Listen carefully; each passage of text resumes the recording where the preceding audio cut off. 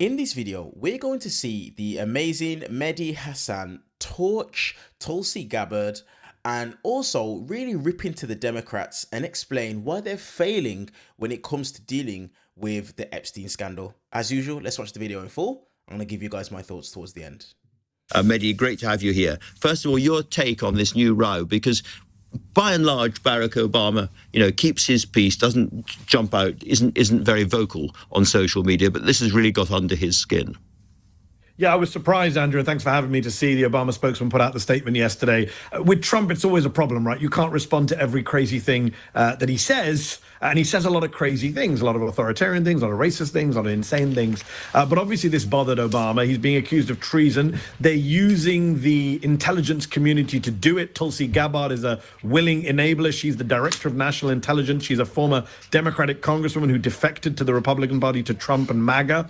She got in trouble earlier this year because she said Iran wasn't building a nuclear weapon, undermining Trump's attack on Iran, and Trump threw her under the bus. This is her attempt, in my view, to claw back credibility within Trump world and MAGA. She's giving him this on a plate, as you say, at a time when he's under a lot of pressure from his own base about Jeffrey Epstein. So what does he do? What does he give the base? He gives them the red meat they love. Obama, Clinton, emails, treason. They love all this stuff. And it's not based on anything substantive. The Washington Post did a very good deep dive into what she's claiming about Obama having covered up real intelligence about Russia and having exaggerated Russia's involvement in hacking the DNC and other aspects of the 2016 election. But 4 inquiries were done, Andrew, including under the Trump first term, all of which came to the agreement that Russia did have a role in meddling in the 2016 election. So it's just old stuff. Trump is a master of bringing about the old hits for his crowd. Deflection, distraction. Just listening to you there, Mehdi, recount the events of a couple of days was exhausting. I mean, you are now living with this. You've made yourself one of the key sort of Trump critics and inquisitors of Trump land. Is it totally exhausting, or are you just enjoying every minute of it? I know you're not a man to run away. You like an argument. It is. I do like an argument, and I just did a big debate with a bunch of Trump supporters that went viral. But I'll tell you this, it is exhausting. It is mentally and emotionally exhausting, both as a journalist, as an immigrant, as a Muslim. Like, I wear a lot of hats that the MAGA base and Trump folks don't like.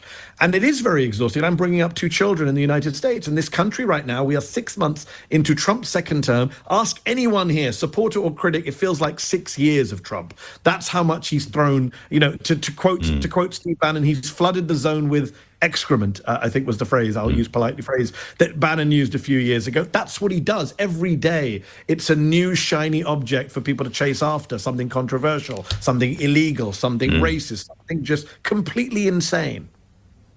And yet, in terms of the real world, he's run into the buffers in many cases on his tariff agenda. He's still striking deals, but this upending of the entire world economy with tariffs hasn't worked. I've noticed he hasn't yet invaded and taken over Canada or Greenland. In many respects, as it were, the more extreme parts of his original agenda have fallen to one side. So is he, in your view, as it were, now looking at his place in history, is he thinking about who's going to take over for him, or is he simply living day to day?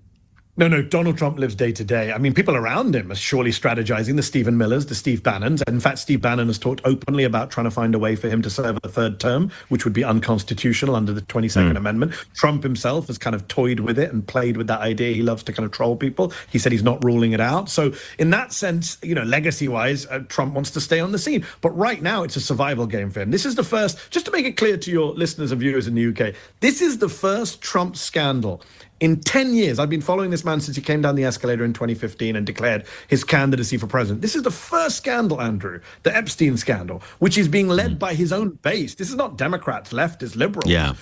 So this is his own supporters furious at him for violating the pledge that he said he would release the Epstein files, and now discovering, oh, wow, our guy, our leader, he was actually best friends with Epstein. And you can see, sort of watching and listening to Trump at the moment, that he himself is unsettled and unnerved a bit by this Epstein stuff. You know, he keeps referring to how stupid it is and how irritating it is. You can tell that he doesn't enjoy any second of it. Let me ask you, however, Mehdi, about the other side. Let me ask you about the Democrats, because over here we hear absolutely nothing about them, really. It's as if they had all gone to sleep or been euthanized as a party. There are people out there, the new guy in New York, AOC and others, but by and large, we hear nothing. What's your prognosis? I think you spelled it out brilliantly there, Andrew.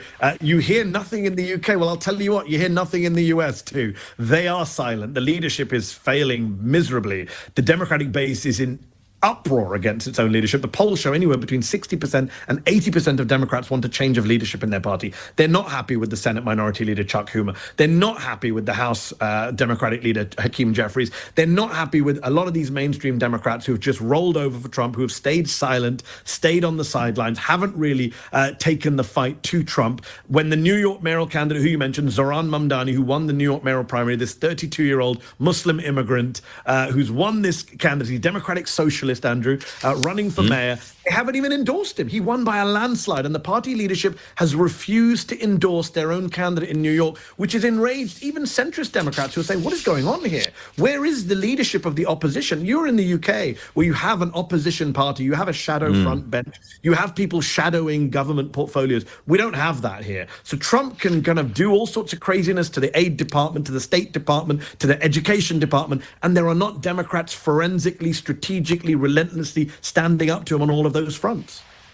So, final question, thinking of opposition, one person he had standing alongside him all the way through, who has now gone into opposition, in effect, is Elon Musk. How serious is it for Donald Trump if he starts to lose the support of the tech bros? I know there are other tech bros worming their way in already, but nonetheless, you know, this has been a fundamental alliance. Yes, and we saw at the inauguration, they were all lined up behind him in prime spots. The Bezoses, the Zuckerbergs, Sam Altmans, Elon Musk, they were all there. Musk and Trump have fallen out bizarrely over this budget bill, not over kind of their shared racism and bigotry and far-right views, but over the budget bill that went through. Musk thinks too much money was being added to the debt. He's probably right about the debt numbers. He's claimed he's going to fund an America third party, which would be nonsensical. Andrew, you know better than me. It cannot work in the two-party system in the United States with the Electoral College to have a third party. Look, if he does, Musk start funding candidates against Republicans in key swing seats, that would be a problem. But I don't think he'll do it because Trump has already threatened to take away his government contracts. And the one thing we know about Elon Musk is put aside ideology, put aside his Twitter freakouts. He wants his money, and he's not going to do anything to threaten.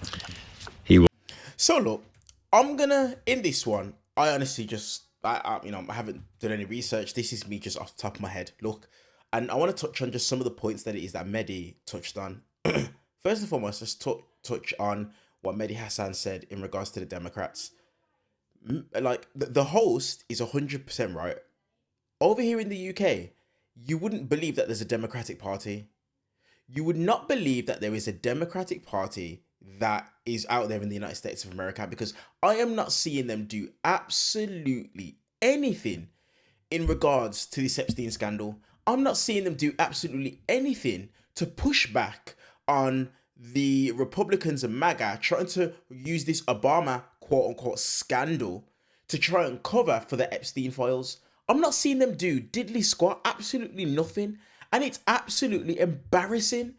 This honestly should be a home run for Democrats to be able to really announce themselves, build back faith and trust in their party, and really start to take it to MAGA and the Republicans, but they're doing absolutely nothing. Absolutely nothing. It's absolutely embarrassing. And it's true, Chuck Schumer, Hakeem Jeffries, these guys are just doing such pointless stuff. You're seeing that they're going on social media and they're speaking about, is it like Cory Booker doing these 8-hour talkathons on the floor? No one cares. No one cares. It's doing absolutely nothing.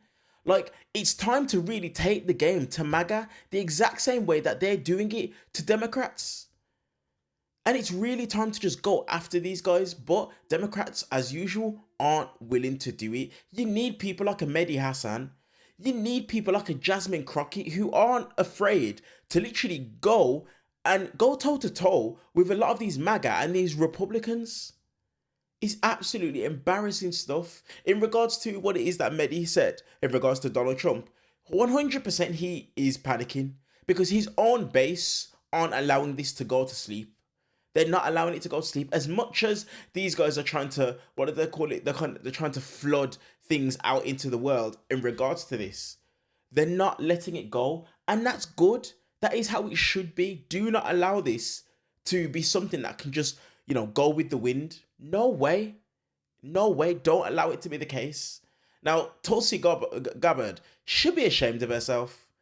She should be ashamed of herself. And when this stupid scandal about Obama that they're trying to run falls flat on its face, Tulsi Gabbard will have to take a look back and understand I was willing to do all of this just to try and cover Donald Trump's ass because of the fact he's linked to the Epstein files. This is egregious stuff, and I actually can't even believe it's taking place. As always, Mehdi Hasan, when he comes on UK television, UK radio, torching people and just keeping it 1000% real when it comes to Donald Trump, maggots, and Republicans. Give me your guys' thoughts in the comment section down below on this video, on this clip. While you're down there, hit that subscribe button and also give the video a thumbs up purely for the YouTube algorithm. I appreciate you guys, and I will see you guys in the next video. Peace out, guys.